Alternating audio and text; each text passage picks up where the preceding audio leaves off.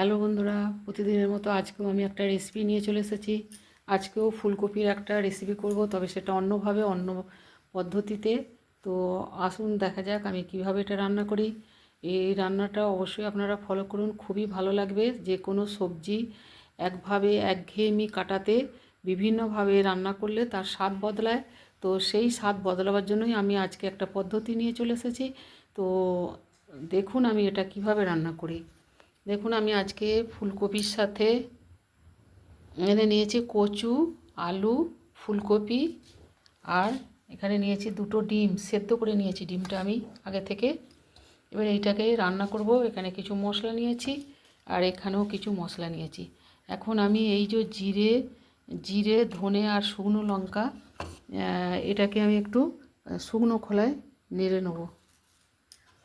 এখানে চাটু বসিয়ে দিয়েছি। তো এর মধ্যে এগুলোকে দিয়ে দেবো। জিরে, শুকনো লঙ্কা, ধনে, এটা একটু শুকনো খোলায় নেড়ে নেবো, নিয়ে এটা গুঁড়ো করে নেবো। এটা আমি তরকারিতে দেবো। আর এখানে এই যে চারমগজ, কাজু আর আমন্ড, এইটা, আর এখানে টমেটো, আদা, এইটা আমি একসাথে বেটে আনবো। তারপরে রান্নাটা শুরু করব। আর এটাকে ভেজে নিয়ে হালকা একটু রোস্ট করে গুঁড়ো করে নেবো। সরষের তেলটা গরম হয়ে গেছে, আমি ডিমটা ভেজে নেবো। একটু নুন আর হলুদ দিয়ে দিয়েছি তেলের মধ্যে, আর ডিমগুলো একটু করে কেটে কেটে দিয়েছি।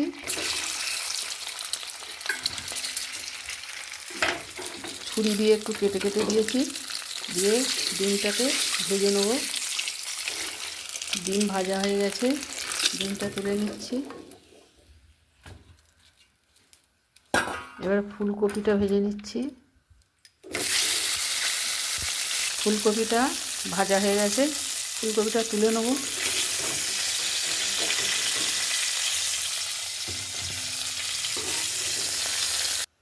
আর একটু তেল দিয়ে দিলাম। এবার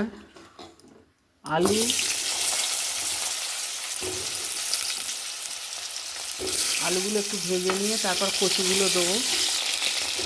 আলুগুলো ভাজা হয়ে গেছে, তার উপরে কচুগুলো দিয়ে দিলাম। কচু আর আলু এবার একসাথে ভেজে নিচ্ছি। আলু আর কচু ভেজে তুলে নিয়েছি। এবার ওইতে আর 1 চামচ তেল দিয়েছি। এবার একটু 5 ফোড়ন দিয়ে দিচ্ছি। 5 ফোড়নটা হয়ে গেছে, একটু পেঁয়াজ কুচি,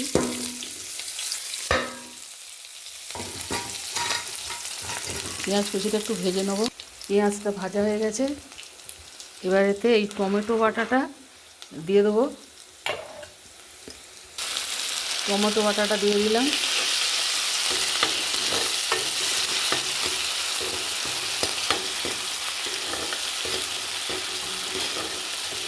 এর সাথে হলুদ গুঁড়ো দিয়ে দিচ্ছি টমেটোর সাথে, দিয়ে এটা একটু কষে নেব।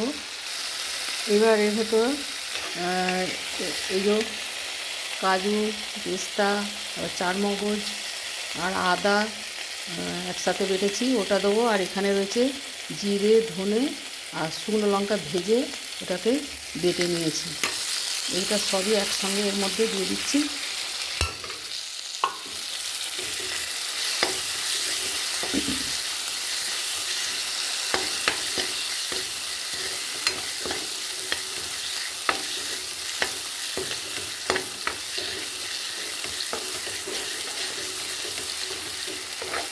এবার একসাথে সব ভালো করে সব মশলা একসাথে মিশিয়ে কষে নেবো। একটু জল দিয়ে দিচ্ছি, বাটার জল, আর একটু জল দিতে হবে। মশলার বাটি ধুয়ে জলটা দিয়ে দিচ্ছি। এইটা দিয়ে মশলাটা ভালো করে কষে নেবো। এর সঙ্গে একটু কাশ্মীরি লঙ্কার গুঁড়ো আর একটু গরম মশলার গুঁড়ো।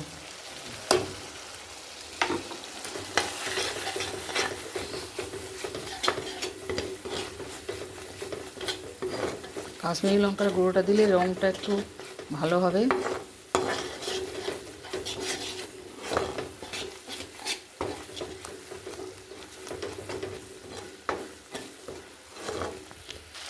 একটু চিনি দিয়ে দিচ্ছি অল্প।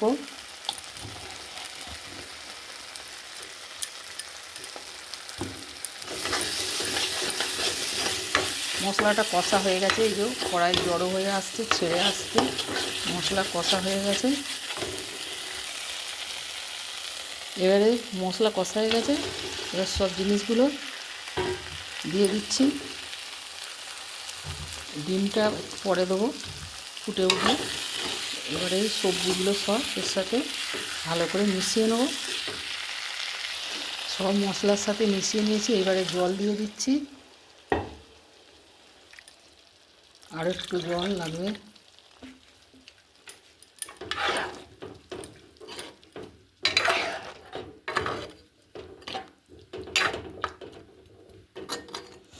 এবার একটু ঢাকা দিয়ে দেবো। ঢাকা দিয়ে এটা সেদ্ধ হবে, ফুটে উঠলে তারপর ডিমগুলো দিয়ে দেবো। ফুটে উঠতে ডিম দুটো দিয়ে দিয়েছি, আর কষার সময় নুন দিয়েছিলাম, আর একটু লবণ দিয়ে দিলাম, স্বাদ মতো লবণ দিয়ে দিলাম। আর একটু এটা সেদ্ধ হবে।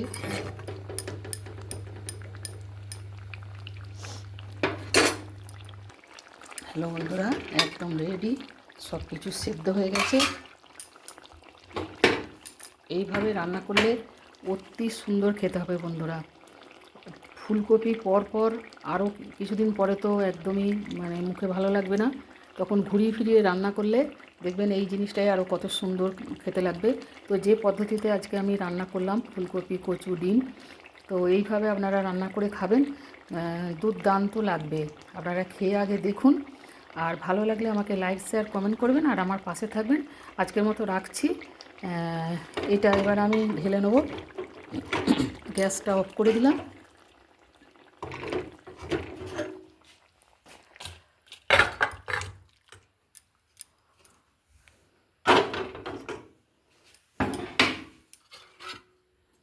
দেখুন দুর্দান্ত হয়েছে বন্ধুরা।